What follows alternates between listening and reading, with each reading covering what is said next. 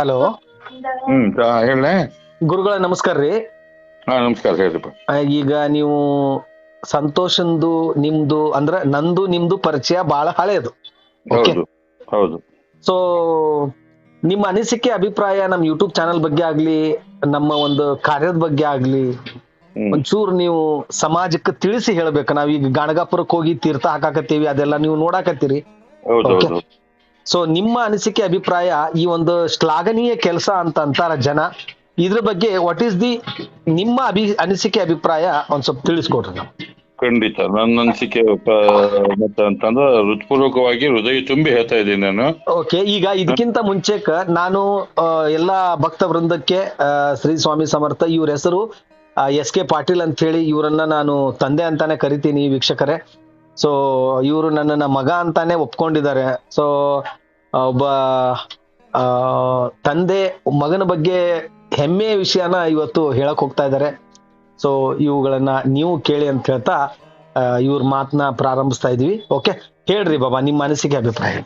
ಬೋಲೋ ಶ್ರೀ ಸದ್ಗುರು ಸದಾನಂದ ಮಹಾರಾಜ್ ಕಿ ಜೈ, ಸ್ವಾಮಿ ಸಮರ್ಥ ಮಹಾರಾಜ್ ಕಿ ಜೈ, ದತ್ತ ದಿಗಂಬರ ಮಹಾರಾಜ್ ಕಿ ಜೈ. ಒಂದೇ ಮಾತು ಹೇಳ್ಬೇಕಪ್ಪ ಅಂದ್ರೆ ಸತ್ಯನಾರಾಯಣ ಕೃಷ್ಣರಾವ್ ಪಾಟೀಲ್ ಅಂತ ಹೇಳಿ ನನ್ನ ಹೆಸರು. ಮತ್ತೆ ಇವ ಸಂತೋಷ ಅಂದ್ರೆ ಬೇರೆ ಯಾರು ಅಲ್ಲ, ನನ್ಗ ಪೂರ್ವ ಜನ್ಮದ ಮಗ ಅಂತಾನೆ ಹೇಳಲಿಕ್ಕೆ ಇಷ್ಟಪಡ್ತೀನಿ, ದೇವರು ಕೊಟ್ಟ ಮಗ. ಮತ್ತು ಅವರ ನನ್ನ ಪರಿಚಯ 1 ವರ್ಷ ಆಗ್ತಾ ಬಂತು ಹೆಚ್ಚು ಕಮ್ಮಿ.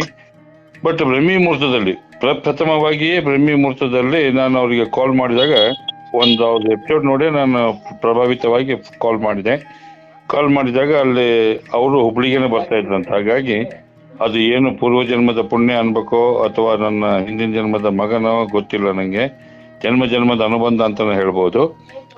ಅವತ್ತು ನ ಭೂತೋ ನ ಭವಿಷ್ಯತೆ ಅನ್ನೋ ರೀತಿಯಲ್ಲಿ ನನ್ನ ಮೊಮ್ಮಗಳಿಗೂ ಹುಷಾರಿದ್ದಿಲ್ಲ, ಮಗಳಿಗೂ ಹುಷಾರಿದ್ದಿಲ್ಲ, ಮನೆಯವ್ರಿಗೂ ಹುಷಾರಿದ್ದಿಲ್ಲ.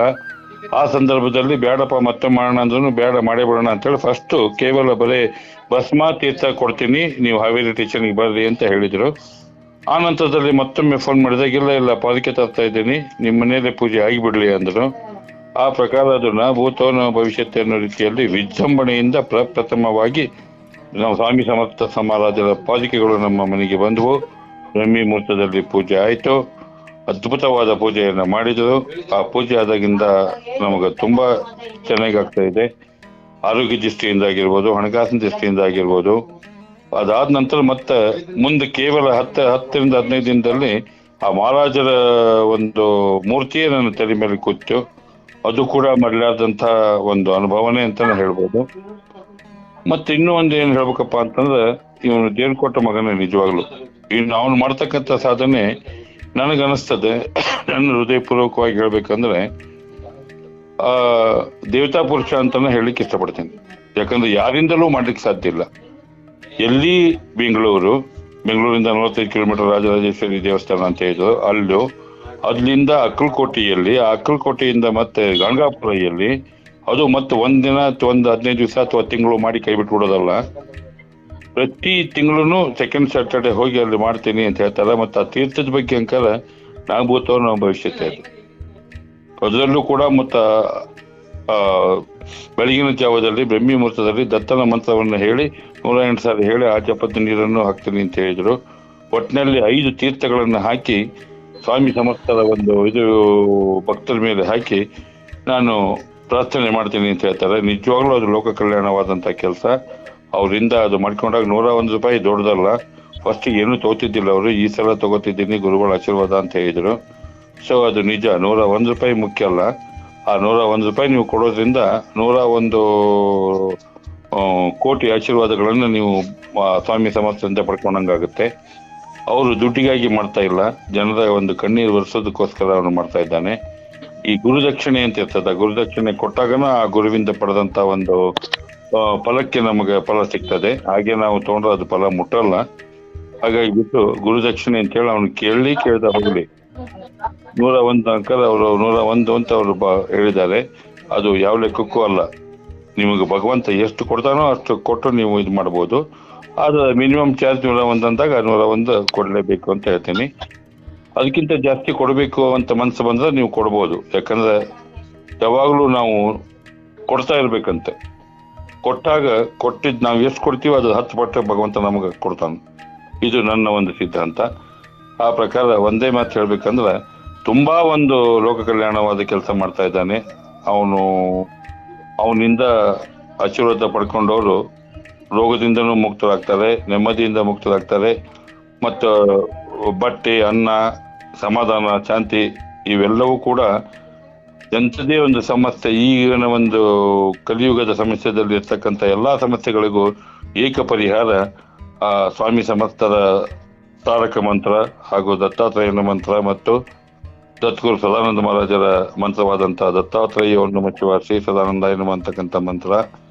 ಇವೆಲ್ಲವೂ ಕೂಡ ರೂಪಗಳು ಬೇರೆ ಬೇರೆ, ಶಕ್ತಿ ಒಂದೇ ಇರ್ತದೆ. ಈ ರೀತಿಯಾಗಿ ನನಗಂಕಾರ ತುಂಬಾ ಚೆನ್ನಾಗಿದೆ. ನೀವು ಕೂಡ ಅದರ ಲಾಭವನ್ನು ಪಡಿಬೇಕು ಅಂತ ಹೇಳಿ ನಾನು ಸರ್ವ ವೀಕ್ಷಕರಲ್ಲಿ ವಿನಂತಿಸ್ಕೊಳ್ತೀನಿ. ಮತ್ತು ನನ್ನ ಹೃದಯಪೂರ್ವಕವಾದ, ಹೃದಯ ತುಂಬಿದ ಮಾತುಗಳನ್ನು, ಅವನೇನು ಸಂತೋಷ ನನಗೇನು ಹೇಳಿಲ್ಲ, ನನ್ನ ವೈಯಕ್ತಿಕವಾಗಿ ನನ್ನ ಒಳಗಡೆ ಇರ್ತಕ್ಕಂಥ, ನಾ ಬರೀ ಸ್ಪೀಕರ್, ಕೆ ಪಾಟೀಲ್ ಅಂದ್ರೆ ಕೇವಲ ಸ್ಪೀಕರ್.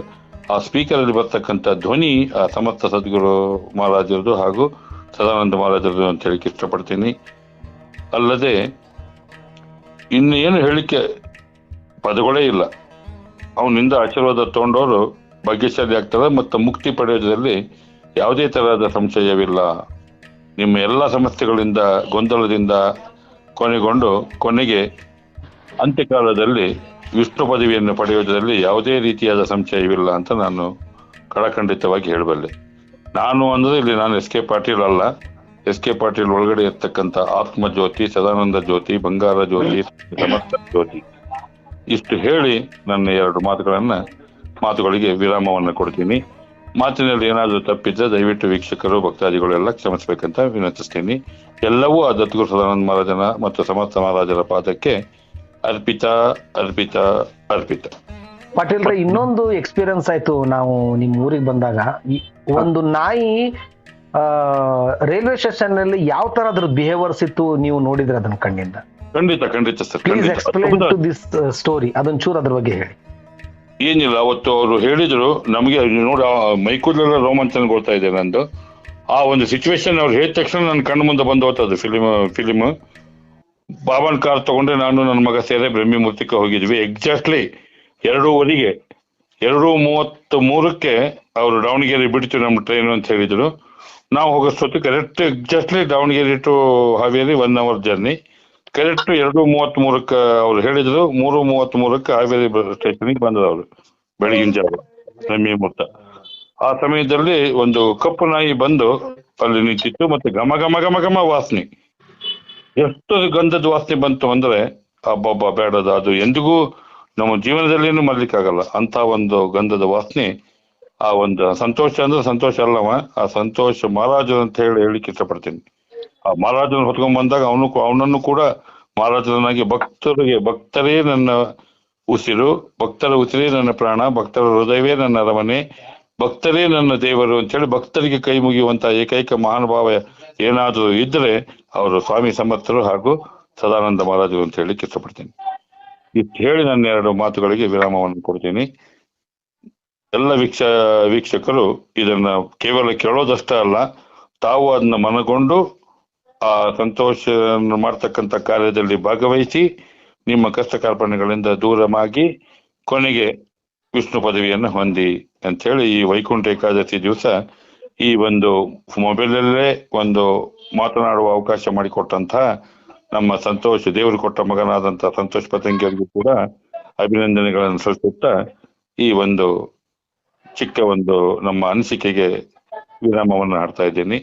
ಸದ್ಗುರು ಸದಾನಂದ ಮಹಾರಾಜ್ ಕಿ ಜೈ ಹೋ, ಜೈ ಹೋ, ಜೈ ಹೋ. ಧನ್ಯವಾದಗಳು ಪಾಟೀಲ್ರಿಗೆ. ನನ್ನ ಬಗ್ಗೆ ಒಂದೆರಡು ತಮ್ಮ ಅನಿಸಿಕೆ ಅಭಿಪ್ರಾಯನ ಹೇಳಿದ್ರ. ಖಂಡಿತವಾಗಿ ಇದರಿಂದ ಜನಕ್ಕೆ ಒಳ್ಳೇದಾಗ್ಲಿ, ಎಲ್ರೂ ಮನೆಯಲ್ಲೂ ಒಂದು ಸ್ವಾಮಿ ಜ್ಯೋತಿ ಬೆಳಗ್ಲಿ ಅಂತ ಹೇಳ್ತಾ ಇಲ್ಲಿಗೆ ಈ ಒಂದು ಕಾರ್ಯಕ್ರಮನ ಮುಗಿಸ್ತಾ ಇದ್ದೀನಿ. ಮತ್ತೆ ಒಂದು ಹೊಸ ಆಡಿಯೋ ವಿಡಿಯೋ ತಗೊಂಡು ನಿಮ್ಮ ಮುಂದೆ ಬರ್ತೀನಿ. ಅಲ್ಲಿವರೆಗೂ ಶ್ರೀ ಸ್ವಾಮಿ ಸಮರ್ಥ. ಜೈ ಜೈ ಸ್ವಾಮಿ ಸಮರ್ಥ.